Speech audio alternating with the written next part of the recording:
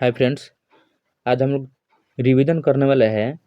कुछ साइंस के टॉपिक है, जैसे कि है spin and velocity, atomic structure and theory और सेल, जिसका हम लोग आज रिवीजन करने वाले हैं। तो चलिए स्टार्ट करते हैं। एक पिंड वेग म्यू से ऊर्ध्वाधर ऊपर फेंका जाता है। इसके ऊपर उठने की अधिकतम ऊंचाई h होगी। इसका सही उत्तर हो जाएगा ऑप्शन बी, म्यू स्क्वायर बटा 2g। यदि किसी पिंड का विस्थापन समय के वर्ग के अनुपाती है तो वह वस्तु गमन करती है एक समान वेग से, एक समान त्वरण से, बढ़ते त्वरण से, घटते त्वरण से। तो इसका सही उत्तर हो जाए ऑप्शन नंबर बी, एक समान त्वरण से। VT ग्राफ द्वारा घेरा गया क्षेत्र किसी भौतिक राशि को निरूपित करता है जिसका मात्रक है metre square, metre, metre cube, metre प्रति सेकंड। इसका सही उत्तर हो जाएगा ऑप्शन बी, मीटर। संवेग को किसके गुणनफल के रूप में व्यक्त किया जाता है? द्रव्यमान और बल, द्रव्यमान और त्वरण, द्रव्यमान और वेग, द्रव्यमान और जड़ता। सही उत्तर हो जाएगा ऑप्शन सी, द्रव्यमान और वेग।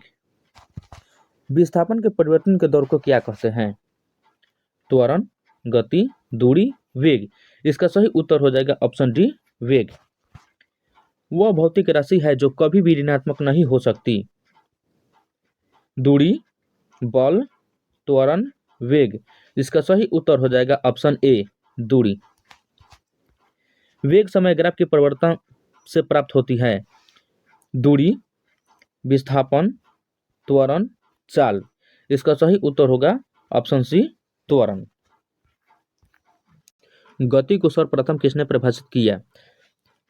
गैलीलियो ने, न्यूटन ने, केपलर ने और टॉल्मी ने।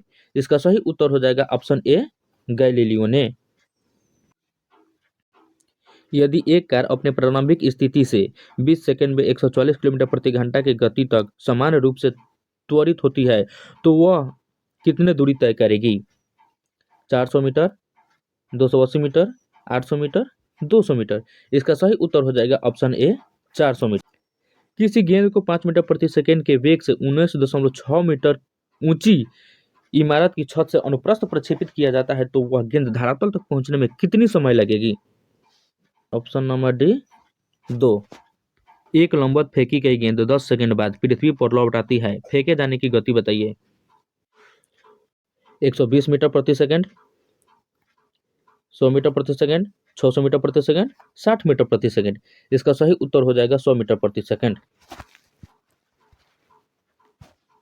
एक गेंद ऊपर की ओर फेंकी जाती है, 80 मीटर की ऊंचाई तक ऊपर जाती है और अपने मूल स्थिति में लौट आती है। 60 सेकंड बाद इसके विस्थापन का परिणाम होगा 45 मीटर, 35 मीटर, 25 मीटर, 125 मीटर। इसका सही उत्तर हो जाएगा आपका बी, 35 मीटर। एक अचल स्थान से चलकर सोनी का वेग साइकिल द्वारा 30 सेकंड में 6 मीटर प्रति सेकंड हो जाता है। साइकिल की त्वरण की गणना करें। ऑप्शन नंबर हो जाएगा बी, 0.2 मीटर प्रति सेकंड स्क्वायर। 14 नंबर क्वेश्चन, एक समान त्वरित गति के लिए वेग समय ग्राफ होता है। सरल रेखा, वक्र रेखा, सर्पिलाकार रेखा, इनमें से कोई नहीं। इसका सही उत्तर हो जाएगा सरल रेखा। एक समान वृत्तीय गति में चाल एवं वेग दोनों अचर रहते हैं। चाल एवं वेग दोनों चर रहते हैं। चाल चर एवं वेग अचर रहते हैं। चाल अचर और वेग चर रहते हैं। इसका सही उत्तर हो जाएगा ऑप्शन डी, चाल अचर और वेग चर रहते हैं। शून्य से स्वतंत्र रूप से गिरने वाले वस्तु में एक समान गति होती है, समान बल होता है, समान त्वरण होता है, इनमें से कोई नहीं। इसका सही उत्तर हो जाएगा ऑप्शन सी, समान त्वरण होता है। किसी वस्तु का त्वरण इसके डैश में प्रति इकाई समय में हुआ परिवर्तन है। वेग, बल, संवेग, विस्थापन। इसका सही उत्तर हो जाएगा ऑप्शन ए, वेग। मुक्तावस्था में गिरते हुए एक पिंड द्वारा तय की गई दूरी समानुपाती होती है। पिंड की मात्रा, गिरने का समय, गिरने के समय का वर्ग, गुरुत्वाकर्षण के कारण त्वरण का वर्ग। इसका सही उत्तर हो जाएगा ऑप्शन सी, गिरने के समय का वर्ग। Atomic structure and theory. परमाणु मॉडलों का समय के साथ सुधार होता रहा है। निम्नलिखित परमाणु मॉडलों को उनके कालानुक्रमानुसार व्यवस्थित कीजिए। रदरफोर्ड का परमाणु मॉडल, थॉमसन का परमाणु मॉडल और बोर का परमाणु मॉडल। इसका सही उत्तर हो जाएगा आपका ऑप्शन नंबर सी, 2, 1 और 3। डाल्टन के परमाणु सिद्धांत से सफलतापूर्वक समझाया। द्रव्यमान संरक्षण का नियम, स्थिर अनुपात का नियम, रेडियो एक्टिविटी का नियम, गुणित अनुपात का नियम। इसका सही उत्तर हो जाएगा ऑप्शन नंबर डी, 1, 2 और 4। 1, 2 और 4। परमाणु का प्रथम मॉडल देने वाले का नाम है एन बोर, ई गोल्डनस्टीन, रदरफोर्ड, जे थॉमसन। इसका सही उत्तर जे थॉमसन। पानी में 1 मोल में कितने अणु मौजूद है? पानी में 1 मोल में कितने अणु मौजूद? इसका सही उत्तर हो जाएगा ऑप्शन नंबर बी। निम्न में से किस वैज्ञानिक ने स्थिर अनुपात का नियम दिया है? Jacques Charles, Joseph Proust, Antoine Lavoisier और रॉबर्ट बॉयल।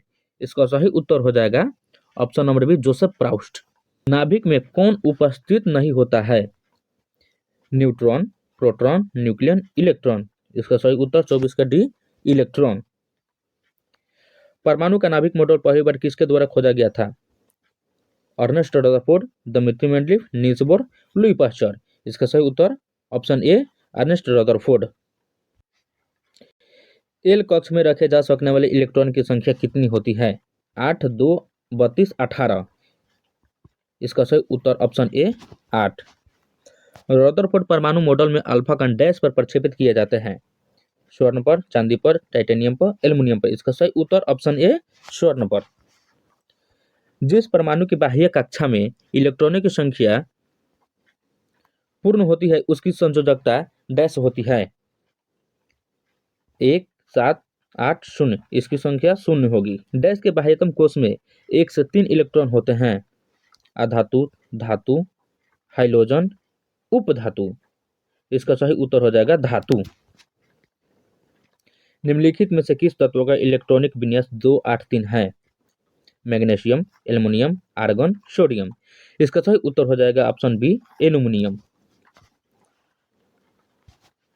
एक तत्व का इलेक्ट्रॉनिक विन्यास 287 है तो इसकी संयोजकता क्या होगी? 2, 1, 7, 8। इसका सही उत्तर ऑप्शन बी, 1। हाइड्रोजन के समस्थानिक ड्यूटेरियम में डैश होते हैं?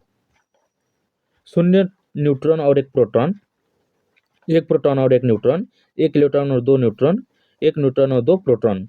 इसका सही उत्तर हो जाएगा आपका बी, 1 प्रोटॉन और 1 न्यूट्रॉन। क्यूप्रस ऑक्साइड में कॉपर की संयोजकता क्या होती है? 1, 2, 3, 4। इसका सही उत्तर हो जाएगा ऑप्शन नंबर ए, 1। इनमें से कौन सा तत्व प्रकृति में दो द्विपरमाणु अणु के रूप में मौजूद नहीं है? Nitrogen, hydrogen, helium, chlorine. इसका सही उत्तर हो जाएगा हीलियम। निम्नलिखित में से किसके चारों ओर एक झिल्ली का आवरण होता है? माइटोकॉन्ड्रिया, राजधानी, लाइसोसोम, लौवक। इसका सही उत्तर होगा आपका राजधानी। प्रोकैरियोटिक का अपरिभाषित केंद्रक क्षेत्र कहलाता है? केंद्रक, केंद्रिका, न्यूक्लिकन, केंद्रकाव। इसका सही उत्तर हो जाएगा ऑप्शन ए, केंद्रक। निम्न में से कौन सा कथन गलत है? माइटोकॉन्ड्रिया में ऑक्सीजन की सहायता से एसिटिक अम्ल का विघटन होता है। श्वसन के प्रथम चरण में ग्लूकोज का विघटन होता है। जीवन की प्रक्रिया के लिए ऑक्सीजन आवश्यक नहीं होता है। श्वसन के प्रथम चरण में पाइरुविक अम्ल का निर्माण होता है। तो इसका सही उत्तर हो जाएगा आपका ऑप्शन नंबर ए, माइटोकॉन्ड्रिया में ऑक्सीजन की सहायता से एसिटिक अम्ल का विघटन होता है। एसिटिक अम्ल का विघटन होता है। नाभिक के अलावा कोशिका के किस कोशिकांग में डीएनए होता है? तारक केंद्र में, गोल्जी उपकरण में, लाइसोसोम में, माइटोकॉन्ड्रिया में। इसका सही उत्तर होगा माइटोकॉन्ड्रिया। प्लाज्मा झिल्ली बनी होती है? प्रोटीन से, लिपिड से, कार्बोहाइड्रेट से, दोनों ए तथा बी से। तो ए में है प्रोटीन से, दो में है लिपिड से। तारक इकाई की खोज किसने की थी? George Golgi, Boveri, Ivanovsky, Watson. इसका सही उत्तर होगा बोवेरी। फूलों और बीजों को विभिन्न प्रकार के आकर्षक रंग प्रदान करता है। Leucoplast, chromoplast, chloroplast, tonoplast. तो इसका सही उत्तर हो जाएगा आपका ऑप्शन बी, क्रोमोप्लास्ट। निम्नलिखित में से कौन सा कथन सही है? प्रत्येक प्रोटीन के लिए एक विशिष्ट जीन होता है, प्रत्येक हार्मोन के लिए एक विशिष्ट प्रोटीन होता है, प्रत्येक हार्मोन के लिए एक विशिष्ट गुणसूत्र होता है, प्रत्येक प्रोटीन के लिए एक विशिष्ट आरएनए होता है। इसका सही उत्तर हो जाएगा ऑप्शन ए, प्रत्येक प्रोटीन के लिए एक विशिष्ट जीन होता है। Option number A. Option number A. एक विशिष्ट उत्पादों को पादप कोशिका के अंदर कहाँ संचित किया जाता है? गोल्जिका में, राजधानियों में, माइटोकॉन्ड्रिया में और लाइसोसोम में। तो इसका सही उत्तर हो जाएगा आपका ऑप्शन नंबर बी, राजधानियों में। कोशिका के केंद्र के अलावा किन दो कोशिकांगों का अपना डीएनए और राइबोसोम होते हैं? माइटोकॉन्ड्रिया और गोल्गी निकाय। माइटोकॉन्ड्रिया और लाइसोसोम, प्लास्टिड और गोल्गी निकाय, प्लास्टिड और माइटोकॉन्ड्रिया। इसका सही उत्तर हो जाएगा प्लास्टिड और माइटोकॉन्ड्रिया। यातायात सिग्नल्स के प्रबंधक किसे कहते हैं? माइटोकॉन्ड्रिया, राइबोसोम, गोल्जिका, तारक। इसका सही उत्तर ऑप्शन सी, गोल्जिका। जीव द्रव के सूखे भाग में पाए जाने वाले सर्वाधिक तत्व कौन से हैं? Oxygen, carbon, protein, carbohydrate. इसका सही उत्तर हो जाएगा ऑप्शन सी, प्रोटीन। एम कक्ष में शामिल हो सकने वाली इलेक्ट्रॉन की अधिकतम संख्या कितनी होती है? 8, 2, 18, 32। इसका सही उत्तर हो जाएगा ऑप्शन सी, 18। एक ऑक्सीजन परमाणु में कितने संयोजी इलेक्ट्रॉन होते हैं? 2, 6, 8, 16। इसका सही उत्तर हो जाएगा option C, B, 6। Question number 49। Dash की संख्या परमाणु की द्रव्यमान संख्या और क्रमांक के अंतर के बराबर होती है? प्रोटॉनों, इलेक्ट्रॉनों, न्यूट्रॉनों, प्रोटॉनों और इलेक्ट्रॉनों दोनों। इसका सही उत्तर हो जाएगा ऑप्शन सी, न्यूट्रॉनों। इसका सही उत्तर हो जाएगा न्यूट्रॉनों। Question number 50। गति के तीसरे नियम के अनुसार क्रिया एवं प्रतिक्रिया सदैव एक ही वस्तु पर लगती है, सदैव दो भिन्न वस्तुओं पर विपरीत दिशाओं में कार्य करती है, के परिणाम एवं दिशा समान होती है, किसी भी एक वस्तु पर एक दूसरे के अभिलंबोत कार्य करती है। इसका सही उत्तर हो जाएगा ऑप्शन नंबर बी, सदैव दो भिन्न वस्तुओं पर विपरीत दिशाओं में कार्य करती है। क्या है? सदैव दो भिन्न वस्तुओं पर विपरीत दिशाओं में कार्य करता है। दोस्तों, आशा करते हैं आपको रिवीजन करने में कोई कठिनाइयाँ नहीं हुई होगी। तो हम आशा करते हैं कि आपको ये अच्छा लगेगा। तो हमारे चैनल को सब्सक्राइब भी कर दीजिए। आपको मैं रिवीजन कराता रहूँगा। 6 बजे आप देख सकते हैं इसको। चलिए, धन्यवाद।